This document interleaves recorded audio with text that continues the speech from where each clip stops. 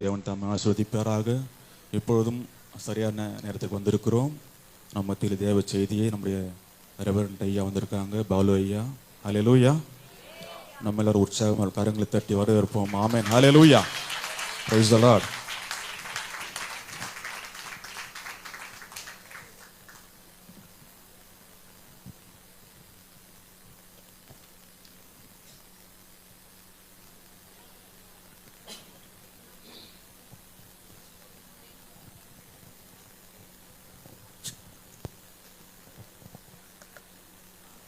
பிதா குமாரன் பரிசுத்த ஆவியின் நாமத்தினாலே உங்களை வாழ்த்தி வரவேற்கிற பிரியமானவர்களே, கர்த்தருடைய மேலான கிருபையினாலே சுகமுடனும் நலமுடனும் இருப்பீர்கள் என்று விசுவாசிக்கிறேன். ஆமென். ஹல்லேலூயா. கர்த்தர் நல்லவர் என்பதை ருசித்து பாருங்கள், அவர் கிருபை என்றும் உள்ளது. தேவஜனமே, இன்னைக்கு சமாதானத்தை தேடி எங்கெங்கேயோ ஓடி போறாங்க, எவ்வளவோ காசு செலவு பண்றாங்க. ஆனால் இன்னைக்கு நம்ம கேட்ட அந்த பாடல்லையே சமாதானம் எங்க இருக்கிறது, சந்தோஷம் எங்க இருக்கிறது, மனமகிழ்ச்சி எங்க இருக்கு சொல்லி நம்ம கேட்டோமா இல்லையா? எங்க இருக்கு? அவருடைய பாதத்தில் அண்டே நம்ம ஜீவிய காலம் வரைக்கும் நம்ம அமர்ந்திருந்தோம் என்று சொன்னால் சமாதானம், சந்தோஷம், மகிமை எல்லாமே நமக்கு தேடி வரும் பிரியமானவர்களே. எங்கேயும் நம்ம ஓடணும் அவசியம் கிடையாது, எவ்வளவு செலவு பண்ணணும் அவசியம் கிடையாது. எல்லாமே நமக்கு இலவசமாக தேவன் தருகிறார். ஒன்னே ஒண்ணுங்க, அவர் பாதத்தண்டையே ஜீவிய காலம் வரைக்கும் நாம் அமர்ந்தோம் என்று சொன்னால் நமக்கு எல்லாவற்றுமே கிடைக்கும். இதுதான் திடல்ல, நம்ம கேட்டதும் கேட்க மறந்ததும் எல்லாவற்றையுமே தேவன் நமக்கு தருகிறார். ஹல்லேலூயா. இன்னைக்கு தேவ செய்தியின் தலைப்பு தேவனின் பரிபூரண திட்டமும் விலை உயர்ந்த ஆலோசனைகளும். சொல்லுங்க, தேவனின் பரிபூரண திட்டமும் விலை உயர்ந்த ஆலோசனைகளும். அது எதிர்க்கப்பட்ட வேத பகுதி எதுன்னு சொன்னா, சங்கீத புஸ்தகத்தை திருப்பிக் கொள்ளுங்கள். 139 சங்கீதத்தில் 16, 17 இந்த ரெண்டு தியானிப்போம். இது ரெண்டுமே வாசிங்க. ஒருத்தர், என் கருவை உம்முடைய கண்கள் கண்டது, என் அவயங்களில் ஒன்றாகிலும் இல்லாத போதே அவைகள் அனைத்தும் அவைகள் உருவேற்றப்படும் நாட்களும் உமது புஸ்தகத்தில் எழுதியிருக்குது. ஹல்லேலூயா. அடுத்து படிங்க. தேவனே, உமது ஆலோசனைகள் எனக்கு எத்தனை அருமையானது, அவைகளின் தொகை எவ்வளவு. அல்லேலூயா. அவருடைய ஆலோசனைகள் எவ்வளவு அருமையான பிரியமானவர்களே. இந்த வாசிக்கப்பட்ட இந்த ரெண்டு வேத பகுதியிலிருந்து நம்ம இன்னைக்கு ஒரு 3 காரியங்களை மட்டும் வேகமாக பார்த்து முடித்துக்குவோம். நம்ம ஒன்று, கருவை கண்டவர். இரண்டாவதாக, நமது பேரை புத்தகத்தில் எழுதியிருக்கிறார். மூணாவதாக, ஆலோசனைகள் எனக்கு எத்தனை அருமையானது. அவருடைய ஆலோசனைகள் எனக்கு எத்தனை அருமையானது. இதை மட்டும்தான் இன்னைக்கு நம்ம தியானிக்க போறோம். அந்த சங்கீத புஸ்தகம் வாசிச்சோமே, அந்த பகுதியில் 139 சங்கீதத்தில் 16 சொல்லப்பட்டிருக்கிறது. தாவீது சொல்லுகிறார், ஆண்டவர் என்னை எப்போ பார்த்தாரா? முதலாக என் தாயின் கருவிலே நான் உருவான போது அவர் கண்கள் என்னை கண்டது. அல்லேலூயா. அருமையானவர் சொல்றார் பாருங்க, நம்ம பெத்தவங்க பார்க்கல, ஒரு யாருமே பார்க்கல, எந்த மனிதனும் பார்ப்பதற்கு முன்பாக நம்மளுடைய கருவை, நம்ம தாயின் கருவிலே உருவான உடன் முதலாக பார்த்த கண்கள் தேவனுடைய கண்கள். அல்லேலூயா. அப்ப நம்ம அனைவருமே பாக்கியசாலிகள் தானே. என்ன மனிதன் கண் படலையே. முதலாக என்னுடைய தேவனுடைய கண், நான் ஆராதிக்கிற, போற்றுகிற, நான் மகிமைப்படுத்துகிற என்னுடைய தேவனுடைய கண்கள் என் தாயின் கருவிலே நான் இருந்தபோது முதலாக பார்க்கப்பட்டது சொல்லி வேதம் சொல்லுது. சங்கீதக்காரன் எவ்வளவு அழகா சொல்றார் பாருங்க. அது மட்டும் சொல்ல, நான் பிறப்பதற்கு முன்பே தேவன் நம்மை அறிந்திருக்கிறார். அல்லேலூயா. நானும் நீங்களும் பிறப்பதற்கு முன்பே, பிறந்ததுக்கு அப்புறம் தான் தாயும் தகப்பனும் நம்மளை பார்ப்பாங்க. ஆனால் நானும் நீங்களும் பிறப்பதற்கு முன்பாகவே நம்மளுடைய தேவன் நம்மை அறிந்திருக்கிறாராம். அல்லேலூயா. கருவிலே நம்மை பார்த்து அறிந்த தேவன் அவர் ஒருவன் மட்டுமே பிரியமானவர்களே, வேறு யாருமே கிடையாதுங்க. எரேமியா புஸ்தகத்தை திருப்பிக் கொள்ளுங்கள். எரேமியா தீர்க்கதரிசி 1 அதிகாரம் 5 வசனத்தில் சொல்லுகிறார்,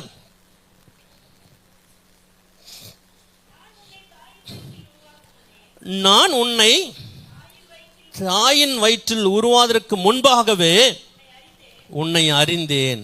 அல்லேலூயா. சொல்ற எரேமியா தீர்க்கதரிசிக்கு தேவனுடைய வார்த்தை உண்டாகி தேவன் சொல்றாரா அவர்கிட்ட, எரேமியாவே உன்னை நீ உருவாகின உடனே அவங்க அப்பா அவங்க அம்மா அவங்க உற்றார் உறவனும் பார்க்கல, முதலாக நான் தான் உன்னை அறிந்து கொண்டேன், உன்னை பார்த்து கொண்டேன்னு சொன்னார். பிரியமானவர்களே, ஆமாங்க, சதா காலம் தேவனுடைய கண்கள் நம்ம மீது நோக்கமாகவே இருக்கிறது. அல்லேலூயா. அருமையான வேத வசனங்கள் இன்னைக்கு நம்ம கொடுத்துருக்காங்க அவங்க. அதே மாதிரி ஏசியா 49:1 வாசித்தீங்கன்னா, என் நாமத்தை பிரசாபப்படுத்தினவர் தேவன் ஒருவர் மட்டுமே சொல்லி ஏசியா அவர் சொல்ற புத்தகத்தை சொல்றாங்க. இவங்க சொன்னதெல்லாம் உண்மையான்னு சொல்லி பார்த்தா நம்மளோட வாழ்க்கையில் அதை நம்ம அனுபவிச்சு கொண்டு இருக்கிறோம். ஆமென். அனுபவிக்கிறோமா இல்லையா? இல்லையா? கர்ப்பத்தில் முதலாக நம்மை பார்த்தவர், நம்மளுடைய அவயங்கள் ஒன்றொன்றும் உருவாவதற்கு முன்பாகவே நம்மை அறிந்து கொண்டவர் அவர் இன்று வரை நம்மை சுமந்து கொண்டு வருகிறார். அல்லேலூயா. தாயின் தகப்பனும் கைவிட்டாலும் நான் உன்னை மறைவேன் கைவிட மாட்டேன் என்று சொன்ன தேவன் அல்லவா. என்னால் முதலாக நம்மை பார்த்தவர் அறிந்தவர் அவர். கடைசி காலம் வரைக்கும் நம்மளுடைய இறுதி காலம் வரைக்கும் நம்மளை விடாமல் சுமப்பவர், கரங்களிலே மூடி மறைத்து பாதுகாக்கிறவர் ஒருவர் மட்டுமே பிறந்தார்கள். அவரை தான் இன்றைக்கு நானும் நீங்களும் ஆராய்ந்து கொண்டிருக்கிறோம். எபேசியர் புஸ்தகம் திருப்பிக் கொள்ளுங்கள், 2ஆம் அதிகாரம் 10ஆம் வசனத்தை வாசிங்கள்.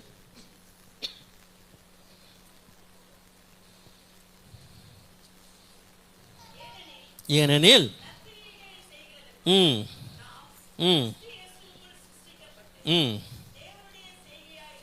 தேவனுடைய செய்கையா இருக்கான்.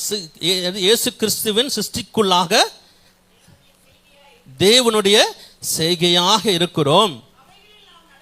அவைகளில் நாம் நடக்கும்படி அவர் முன்னதாகவே அவைகளை ஆயத்தம் பண்ணிருக்கிறார். ஹல்லேலூயா. தேவனுடைய சிருஷ்டிக்குள்ளாக நாம் நடக்கும்படிக்கு, இந்த உலக பிரகாரமான காரியங்கள் நடப்பதற்காக அல்ல பிரியமானவர்களே. என்னையும் உன்னையும் படைத்தது எதற்கென்று சொன்னால் அவருடைய காரியங்களிலே நாம் நடப்பதற்காகவே நம்மை படைத்திருக்கிறார். அது மட்டுமல்ல, நமக்கு தேவையான அனைத்துமே அவர் திட்டமிட்டு வைத்திருக்கிறார். மனிதன் திட்டமிட்டு வைக்கவில்லை. நாம நினைக்கிறோம் என்னுடைய அப்பா அம்மா தான் என்னுடைய எதிர்காலத்தை குறித்து திட்டம் வகுத்து வச்சிருக்கிறாங்க, இல்லை உற்றார் உறவினர் திட்டம் வைத்து வச்சிருக்காங்க நினைக்கலாம். அதுக்கு முன்பாகவே, தாயின் கருவில் உருவாவதற்கு முன்பாகவே அவர் என்னையும் உங்கள் குறித்து திட்டம் வைத்திருக்கிறார். அல்லேலூயா. இந்த உலகம் எப்படி நாம் இருக்க வேண்டும் என்று சொல்லி நம்மை திட்டம் வைத்து வைத்திருக்கிறவர் அவர் ஒருவர் மட்டுமே.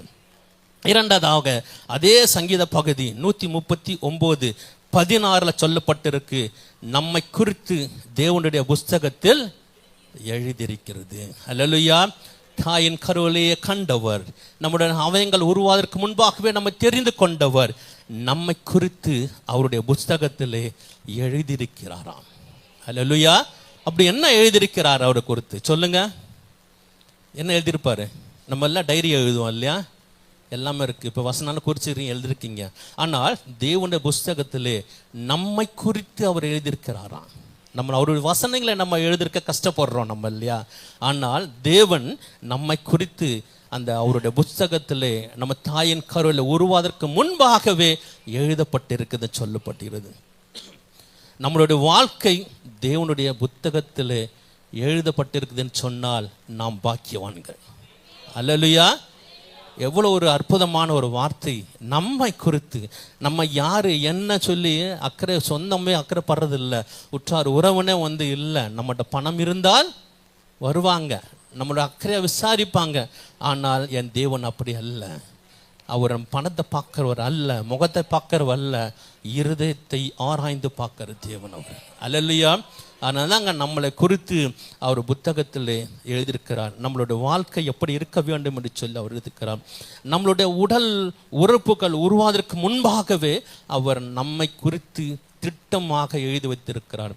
அந்த திட்டங்களை தான் ஆண்டவர் நிறைவேற்றி கொண்டிருக்கிறார், ஒவ்வொரு நாளும் நிறைவேற்றி கொண்டிருக்கிறார். நம்ம நினைக்கிறோம் நான் பிறந்தது தற்காலிகமாக பிறந்தோம் இல்லையா, ஒரு அதிசயமாக பிறந்தோம். இன்னைக்கு எல்லாம் சொல்கிறாங்க அங்கே போய் குழந்தைக்காக நான் அங்கே வேண்டிக்கிட்டேன், இங்கே போய் வேண்டிக்கிட்டேன், அப்படி பண்ண சொல்கிறாங்க. ஆனால் அப்படி கிடையாதுங்க. நாம் பிறந்தது தேவனுடைய திட்டம். அல்லேலூயா. அவர் திட்டம் இல்லாமல் எதுவுமே நடக்காது. ஆமென். நம்ம ஒவ்வொரு நோக்கம், தேவன் நமது உலகத்திலே படைத்ததுக்கு ஒரு நோக்கம் உண்டு, அன்று அதை நிறைவேற்றுவார். யோபு 14:5 வாசிச்சிங்கன்னா, நம்மளுடைய நாட்கள் தேவனுடைய கரத்தில் இருக்குதான். அல்லேலூயா. அது வாசிங்க.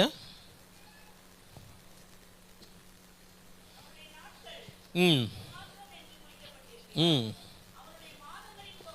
ம் ம் ம் அல்லேலூயா. திட்டத்தை எழுதினவர் மட்டுமல்ல, கருவிலே கண்டவர் மட்டுமல்ல, நம்மளுடைய அவயங்கள் உருவாவதற்கு முன்பாக தெரிந்து கொண்டவர் மட்டுமல்ல, நம்மளுடைய நாட்கள் அனைத்துமே அவருடைய கரத்தில் இருக்கிறது. எப்போ நம்ம தாயின் கருவற்று வெளியில் வந்தோமோ அது முதல் நம்மளுடைய வாழ்க்கை முடியும் வரைக்கும் நம்மளுடைய அந்த இடைப்பட்ட நாட்கள் எல்லாமே தேவனுடைய கரத்தில் இருப்பதாக சொல்லப்பட்டிருக்கிறது. அல்லேலூயா. யோபு அதான் பாருங்க, அவர் என்னுடைய மகனோ மகளோ எந்த ஒரு தவறும் செய்திடக்கூடாது, தேவனுக்கு விரோதமாக செய்து கொண்டான்னு சொல்லலாம். அவர் என்ன பண்ணாருங்க, ஒவ்வொரு வீட்லையும் போய் அந்த காட்டேஜ் ப்ரேயர் வச்சார். அவர் வச்சாரா இல்லையா? பரிசுத்தப்படுத்துவதற்காக. அப்போ காட்டேஜ் ப்ரேயர் எதுக்காக வைக்கணும் என்று சொன்னால், நம்மை நாமே பக்குவப்படுத்திக் கொள்வதற்காக தான் அந்த காட்டேஜ் ப்ரேயர் பண்ணுறாங்க. அவங்க வசனங்களை வாசிங்க. நீங்களே ப்ரேயர் பண்ணலாம் வீட்டில். உங்கள் சமயம் கிடைக்கிறப்பெல்லாம், சமயம் வாய்த்தாலும் வாய்க்காவிட்டாலும் வசனங்களை ஜாக்கிரதாக பொதிக்க வேண்டும் சொன்னது போல, நமக்கு கிடைக்கிறத நாட்களிலே தேவனுடைய பாதத்தண்டையை நம்ம அமர்ந்திருந்து அவருடைய வசனங்களை தியானித்தோம் என்று சொன்னால், நமக்கு வீட்டில் இருக்க குடும்பத்தில் எல்லா கஷ்டமும் போயிருங்க. அல்லேலூயா. நம்ம கஷ்டத்துக்காக எங்கெங்கேயோ ஓடணும் அவசியம் கிடையாது. நம்மளுடைய துன்பங்களுக்கு கஷ்டங்களுக்காக மற்றவங்க ஜெபிக்கணும்னு அவசியம் கிடையாதுங்க. நீங்க ஜெபிச்சா போதும், நம்ம ஜெபிச்சா போதும், நம்மளோட கஷ்டத்துக்கு நம்ம ஜெபிச்சா போதும். ஏன்னா நம்ம உருவாதற்கு முன்பாகவே அவர் கண்கள் நம்ம மீது பட்டது. அல்லேலூயா. மனுஷன் கண் படுவதற்கு முன்பாகவே என்னுடைய தேவனுடைய கண்கள் என் மீது பட்டது. ஆமென். அந்த விசுவாசம் நமக்குள்ளாக இருக்கணும். பிரியமானவர்களே, பிரசங்கம் தான் சொல்றான். ஆனா நம்ம சொல்றோம் இதெல்லாம் இருக்கு, ஆனா இவ்வளோ கஷ்டம் இருந்தேன், எனக்கு எவ்வளோ ஜெபம் பண்றேன், நான் விசுவாசமா இருக்கிறேன், ஆலயத்துக்கு ஒரு ஆராதனை கூட தவறுதல வரல, உபவாசம் இருக்கிறேன், பாடலாம் பாடுறேன், நான் எல்லாமே பண்றேன்னு, ஆனால் என்னுடைய வேண்டுதல் இன்ன வரைக்கும் கேட்கப்படலையே, என்னுடைய ஜெபங்கள் இன்ன வரைக்கும் கேட்கப்படலையே, ஏன் என்ற கேள்வி எல்லா விசுவாசிகளுக்கும் உண்டு. இருக்கா இல்லையா? இருக்கு இல்லையா? ஆனால் பிரசங்கி சொல்றான் பாருங்க, 3:1 வாசிங்க. தேவன் நம்மை குறித்து அவர் புத்தகத்திலே எழுதினார் அல்லவா? அந்த எழுதுது என்னன்னு சொன்னால், நாம் பிறந்தது முதல் மறைக்கும் வரைக்கும் இருக்கிற ஒவ்வொன்றுக்கும் ஒரு காலத்தை அவர் எழுதி வைத்திருக்கிறார். இந்த நேரத்தில் இது நடக்க வேண்டும் என்று சொல்லி அவர் புத்தகத்திலே நம்மளை குறித்து எழுதியிருக்கிறார். இன்றைக்கு ஆராதனையிலே, இந்த கூடுகையிலே நாம் அனைவரும் கலந்து கொள்ள வேண்டும் என்று சொல்லி தாயின் கருவிலே நானும் நீங்களும் உருவாவதற்கு முன்பாகவே அந்த புத்தகத்தில் எழுதியதான் இந்த நிறைவேறி கொண்டிருக்கிறது. இந்த நேரத்தில் நான் பிரசங்கிக்க வேண்டும் சொன்னதுதான், என் தாயின் கருவிலே என் அவயங்கள் உருவாவதற்கு முன்பாகவே தெரிந்து கொண்ட தேவன் தன்னுடைய புத்தகத்தை என்னை குறித்து எழுதியது இந்த நிமிஷம் நிறைவேறி கொண்டிருக்கு. பெருமாறுகளே, அது ஒருபோதும் பொய்யிட்டு போகாது, அது நிறைவேறாம இருக்காது. ஆனால் இந்த பிரசங்கி சொல்வது போல் வாசிங்க, ஒவ்வொன்றுக்கும் ஒரு காலம் உண்டு. அந்தந்த காலத்தில் நாம் அதை அனுபவிச்சு ஆகணும். ஏனால் அவர் புஸ்தகத்திலே அது எழுதப்பட்டது. வாசிங்க.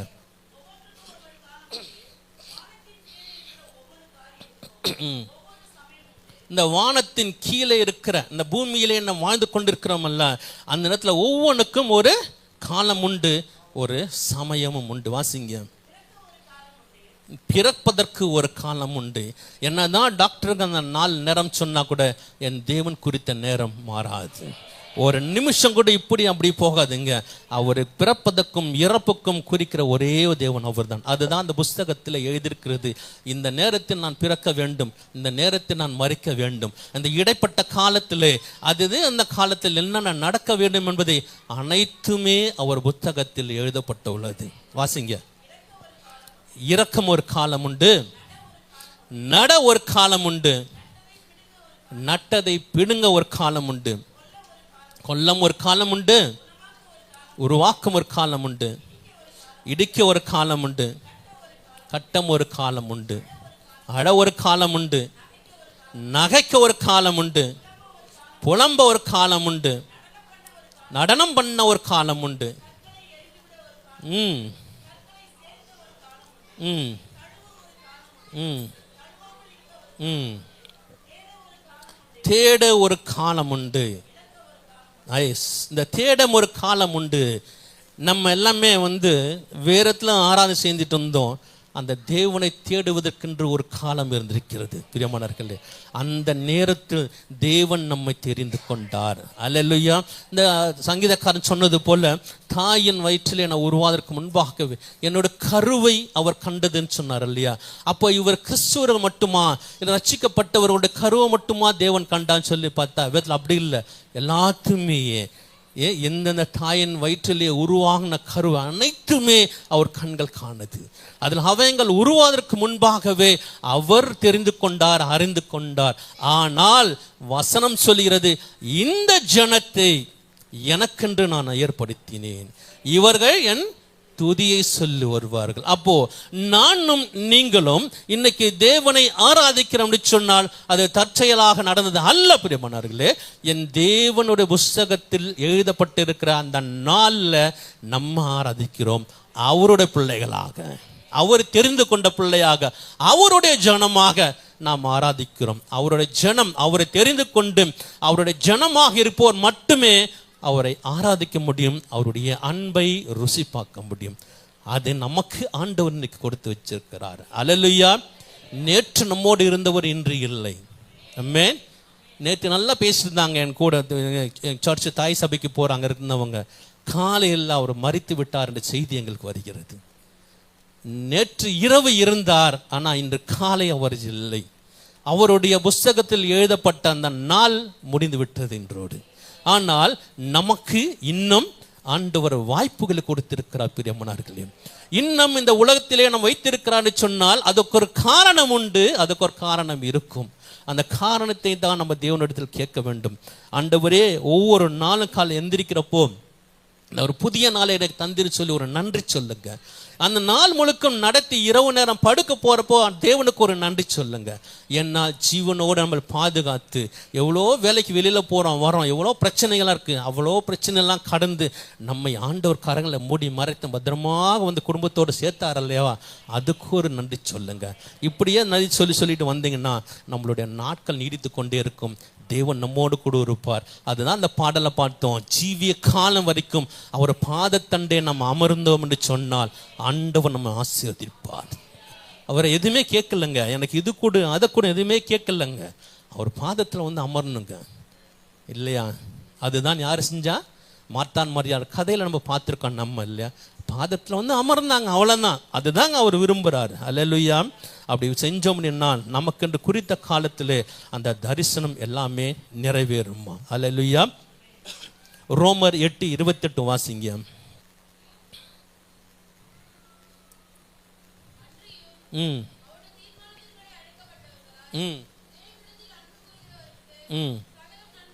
அல்லேலூயா. இந்த ஒரு வசனம் தாங்க.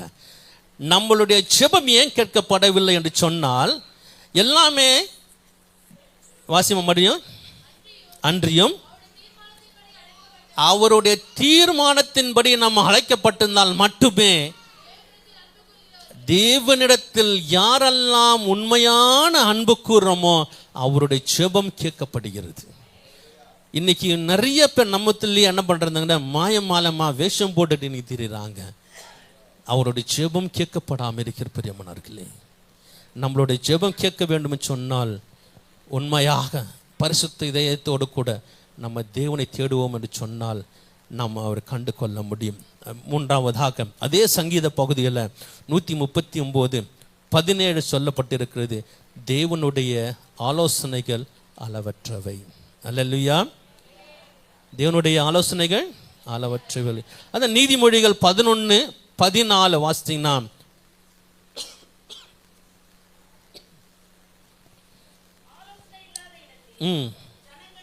அல்லேலூயா, ஆலோசனை இல்லாத இடங்களிலே ஜனங்கள் விழுந்து போவார்கள். யாராக இருந்தாலும் சரிங்க, ரட்சிக்கப்பட்டவர்கள் ரட்சிக்கப்படாதவர்கள் யாராக இருந்தாலும் ஆலோசனை என்று சொல்லும் போது, அந்த ஆலோசனை சபையிலே ஒரு போதகர் நம்மளை குறித்து ஆலோசனை கொடுக்கிறான்னு சொன்னால் எந்த வயதுனவர்களாக இருந்தும் அதை ஏற்றுக்கொள்ள வேண்டும். நம்ம ஏன்னா நம்ம நல்லா இருக்கணும்னு சொல்லுதான் அந்த ஊழியக்காரங்க நமக்காக ஜெபம் பண்றாங்க.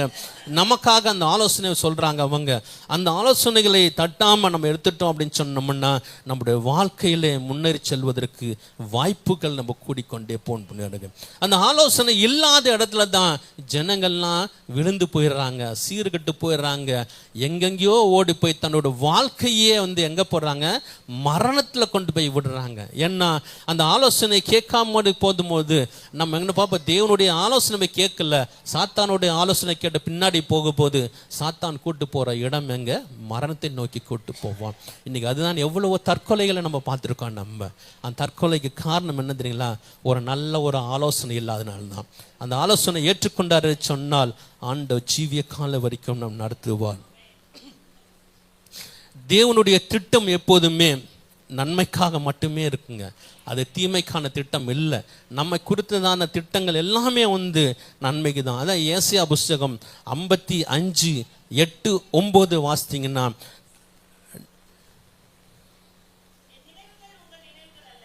சொல்ல பாருங்க, அவருடைய நினைவுகள் நம்ம நினைவு இல்லைங்க. வாசி, நம்ம வழி வேற, ஆனால் அவர் வழி கிடையாது. ஆனால் அவருடைய எண்ணங்கள் பிரகாரமும் அவருடைய வழிகள் பிரகாரமும் மாறி போனோம்னு சொன்னால் அந்த குறித்த நேரத்தில் வைக்கப்பட்டிருக்கிற ஒவ்வொரு ஆசீர்வாதங்களும் நம்மை தானாக தேடி வரும். நம்ம கேட்கணும்னு அவசியம் கிடையாதுங்க. கேட்காம கொடுக்குற தெய்வம் தான் நம்மளுடைய தெய்வம். பாரபட்சம் பார்க்காம கொடுக்குற தெய்வம் தான் நம்ம கொடுக்க தெய்வம். கொடுத்தாலும் கொடுக்கலனாலும் கொடுக்கிறவர் கொடுத்து கொண்டே தான் இருப்பார்.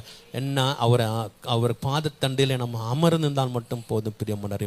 அதான் எரேமியா 29:11 சொல்றாங்க, நீங்க எதிர்பார்த்திருக்கும் முடிவை அவர் தருவார். அல்லேலூயா. ஏதோ ஒன்று கொடுக்கலங்க, இந்த இவருக்கு ஒன்று வச்சுங்க, அவருக்கு ஒன்று வச்சுக்க, இவருக்கு ஒன்று வச்சுக்க, எல்லாத்துக்குமே ஒன்றத்தி கொடுக்க கிடையாதுங்க. நீங்க என்ன எதிர்பார்க்குறீங்களோ அந்த உள்ளத்தின் நினைவுகளை ஆராய்ந்து பார்த்து ஆமென்றும் அமேன் என்றும் கொடுக்கிற தேவன். அல்லேலூயா. இவங்க உள்ளத்தின் நினைவெல்லாம் ஆராய்ந்து பார்க்கிறார் ஆண்டவர். உங்க உள்ளத்தின் நினைவெல்லாம் ஆராய்ந்து பார்க்கிறார். என்னோட உள்ளத்தின் நினைவுகளை ஆராய்ந்து பார்க்கிறார். அப்போ என்னோட என்ன தேவை என்று சொல்லி நன்றாக அறிந்தவர் அவர். ஏன்னா முன்பாகவே புத்தகத்தில் எழுதப்பட்டு இருக்கிறது, அவைகளை தேவன் நமக்கு கொடுக்க வல்லவராய் இருக்கிறார். நம்ம எதிர்பார்த்ததை முடிவை, இன்னும் ஒரு எக்ஸாம் எழுதிட்டு வந்திருக்கிறோம், ஆண்டவர் இந்த எக்ஸாமில் பாஸ் பண்ணணும்னு சொல்கிறோம், அதான் நம்மளுடைய முடிவாக இருக்கிறது. அதை ஆராய்ந்து பார்த்து கொடுக்கிறார். நம்மளுடைய உண்மையை பார்க்கிறார் அவர், நம்மளுடைய விசுவாசத்தை அவர் பார்க்கிறார். அல்லேலூயா. மனுஷருடைய இதயத்தின் நினைவுகள் நேகமாக இருக்குமா, நீதிமொழி 19:21 சொல்லப்பட்டு இருக்குது. ஆனால் தேவன் நம்மை குறித்ததான நினைவுகள் ஒன்று தான், நம்மளை உயர்த்த வேண்டும் என்பது மட்டும்தான். எங்கே வெக்கப்பட்டு போகாதபடி இருக்கும் என்றுதான் அது வசனம் சொல்கிறது. அவருடைய முகத்தை நோக்கி பார்த்தவர்கள் ஒருபோதும் வெக்கப்பட்டு போகலை. தன்னுடைய முகத்தை யாரெல்லாம் நோக்கி பார்க்கிறார்களோ அவர் ஒருபோதும் வெக்கப்பட்டு போகாதபடிக்கு ஆசீர்வதிக்க தேவன் தான் அவர். அல்லேலூயா. ஒரு மனுஷன் திட்டம் போடுவான், நம்ம என்ன திட்டம் போடுறோமோ அந்த திட்டத்தை எல்லாமே நிறைவேற்றுவது மனுஷன் அல்ல, தேவன் தான். அவன் திட்டத்தில் எது நல்லது எது கெட்டதுன்னு சொல்லி அவருக்கு தெரியும். அந்த நல்லதை மட்டும்தான் அவர் நமக்கு நிறைவேற்ற வல்லவராக இருக்கிறார். நம்மை படைத்தது அவர் தான். அல்லேலூயா. கடைசியாக 4வதாக பார்த்து முடிப்போம். தேவனுடைய சித்தத்தின்படி வாழ்வோம். தேவனுடைய சித்தத்தின்படி நம்முடைய வாழ்க்கையை நடந்தோம் என்று சொன்னால் நம்மளை சம்பூரணமாய் திருப்தியாய் மனமகிழ்ச்சியாய் வெக்கப்படாத ஒரு வாழ்க்கையை தேவன் நம்ம தருவார். இல்லை, நான் அந்த உலக பிரகாரமான வாழ்க்கை தான் வாழ்வேன், மற்றவங்க சொல்கிறதான் கேட்பேன், நான் எனக்கு அதுதான் முக்கியம் சொல்லி ஓடணும் என்று சொன்னால் இந்த சொல்லப்பட்ட காரியம் எதுவுமே நமக்கு கிடைக்காது. அதாவது உபாகமம் புஸ்தகத்தை வாசித்தீங்கன்னா மேலேருந்து கீழே வரைக்கும் இருக்கும். இதெல்லாம் அந்த ஆசீர்வாதம்லாம் தருவேன் தருவேன் தருவேன் தருவேன் சொல்லுவார். ஆனால் அதுக்கு 2வது பகுதி வாசித்தீங்கன்னா இதெல்லாம் செஞ்சால் மட்டும்தான் அந்த ஆசீர்வாதம். ஆனால் நிறைய பேர் என்ன பண்ணுவாங்க, பிரசங்கம் பண்ணுறப்போ அந்த ஆசீர்வாதம் மட்டும் சொல்லிட்டு கீழே விட்டுறாங்க. ஆனால் அந்த ஆசீர்வாதம் பெற்றுக்கொள்ள வேண்டும் என்று சொன்னால் அடுத்த பகுதியில் இருக்கு பாருங்க, அதுதான் நமக்கு முக்கியம். அதை செஞ்சால் மட்டும்தான் அந்த ஆசீர்வாதங்கள் நமக்கு கிடைக்கும். ஜீவ புத்தகத்தில் அவருடைய புத்தகத்தில் நம்முடைய பேர் எழுதி வைத்திருந்தாலும் தேவனுக்கு பிரியமான காரியம் செய்து கொண்டு வந்தேன் என்று சொன்னால் அந்த குறித்த நாட்களுக்கு முன்பாகவே தேவன் நமக்கு நன்மை செய்கிறவராக இருக்கிறார். அல்லேலூயா. நம்மளுடைய ஜெபத்தை அவர் கேட்கிறவராக இருக்கிறார். நம்மளுடைய எல்லா திட்டத்தையுமே அவர் ஆம் என்றும் ஆமேன் என்றும் ஆசீர்வதிக்க தேவனாக இருக்கிறார். நீதிமொழிகள் 3:5-6 வாசிங்க.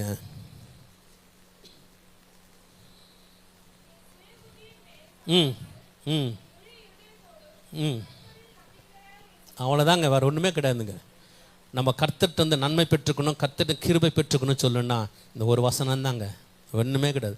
நம்மளோட சுய புத்தி எங்கேயுமே வெளியில் வரக்கூடாது. வராதவளுக்கு இருந்தோன்னு சொன்னால் அவர் மேல் நம்பிக்கை வைத்து அவரை பற்றி கொண்டபடி சொன்னால் நம்ம எல்லாமே கிடைக்கும். நம்ம ஜெபம் பண்ணிட்டு என்ன பண்ணுறீங்களா, இது கிடைக்குமா கிடைக்காதா? 40 நாள் உபவாசம் இருக்கிறேன், உபவாசம் முடிஞ்சிட்டு இது கிடைக்குமா கிடைக்காதான் அப்படின்னா கிடைக்காதுதான். கிடைக்கும் சொல்லி ஒரு விசுவாசத்தோடு இருங்க, தேவன் செய்வார். அதுதான் உள்ளத்தின் நினைவுகள். எனக்கு கிடைக்கும், நான் ஆண்டவருக்காக நான் இதை செய்கிறேன், ஆண்டவர் எனக்கு செய்வான்னு சொல்லி நீங்க கட்டாயம் தேவன் உங்களை உயர்த்திருப்பதற்கு ஆயத்தமாக இருக்கிற பிரியமானவர்களே. நம்முடைய வாழ்க்கை தற்செயலாக அல்ல என்று சொல்லி விதத்தில் வாசித்தோம். தேவனுடைய திட்டத்தில் எழுதப்பட்ட அருமையான வாழ்க்கை நம்மளுடைய வாழ்க்கை. அவருடைய ஆலோசனைகளை நம்பி நம்ம நடந்தோம்னு சொன்னால் நம்மளுடைய தாயின் கருவிலே கண்டவர் கடைசி வரை கைவிடாமல் இருப்பார். கர்த்தர் தாமே என்னையும் உங்களையும் ஆசீர்வதிப்பாராக. ஆமென். ஹல்லேலூயா.